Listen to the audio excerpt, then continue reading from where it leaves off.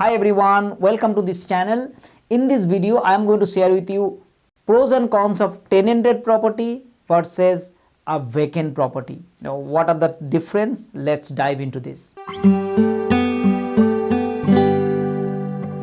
When you look for a commercial property, and particularly if you are looking for a first time investment, then what you need to look is a tenanted commercial property. It's a tenanted property. You should not be looking for a vacant property as your first investment. Now, what's the difference? A tenanted property means the lease is already in place, the tenant is already there, and you are actually the ownership transfer is happening. So from one owner, it is going to be you will be the new owner. The previous owner is called vendor and you would be the new owner. But the person who is doing the business, that will remain as is. They will going to continue doing this, and whatever lease that is in place, that is going to continue. Let me give you an example. Let's say if you are buying a fish and chip shops, and that fish and chip shops, the current business, whoever is running that business, they actually signed a 5 years lease, and within 1 year that shops is getting sold to you. So that means the lease is 4 years left, because it's just elapsed 1 year and the 4 years left.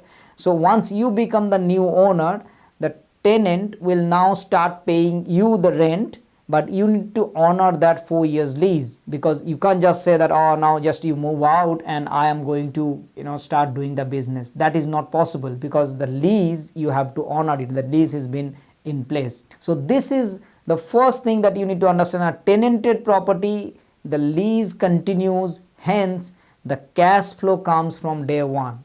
And as a first time investor, this is something that you would be looking for, because what you want is that you are buying, perhaps taking mortgages, you're taking loans, so you need to pay off all your cost at the same time the mortgage payment. So you would be looking from cash flow from day one. On the other side, if you look for a vacant property where there is no tenant, then you pretty much, particularly if you are an investor, then if you buy that vacant property, of course the previous owner, the vendor actually sold it to you.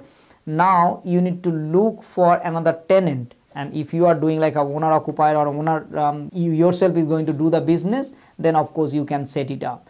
So the difference is the tenanted property versus vacant is that tenanted property can give you cash flow from day one, whereas the vacant property you need to look for kind of a tenant. Then once you find the tenant, then only the cash flow is going to start. Now another thing that we need to consider is that some tenanted property means it is going to be more expensive as compared to the vacant property, because if it is a tenanted property means the person who is actually selling, they are going to try to get the maximum value because it is tenanted. So you can see that it is the cash flow is already coming. If it is a vacant property, and assuming that the previous vendor, they are unable to rent it out for whatever reason, they will try to offload it. And if you have the skills, if you know how to find the tenant, if you know that you can get a tenant, or if you are an owner occupier, you can then buy that property and be owner occupied, then you might get a discount.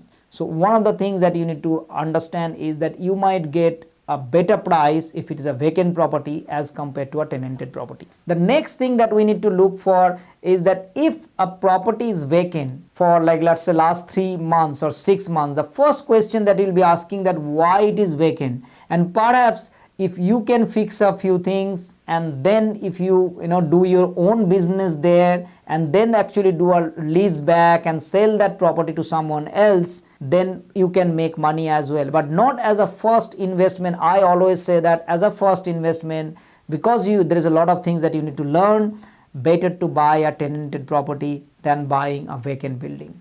So when it comes to the tenanted versus vacant, as a first time investor, tenanted would be your choice.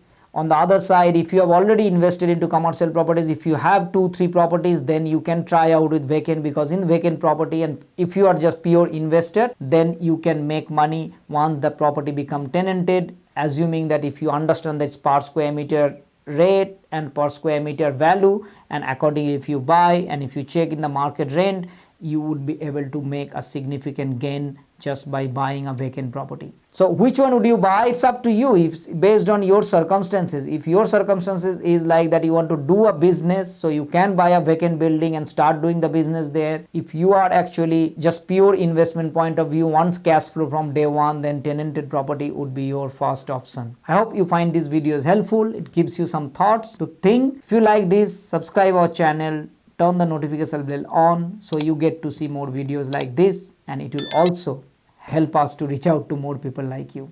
Thank you so much, and I'll see you next time. Bye bye.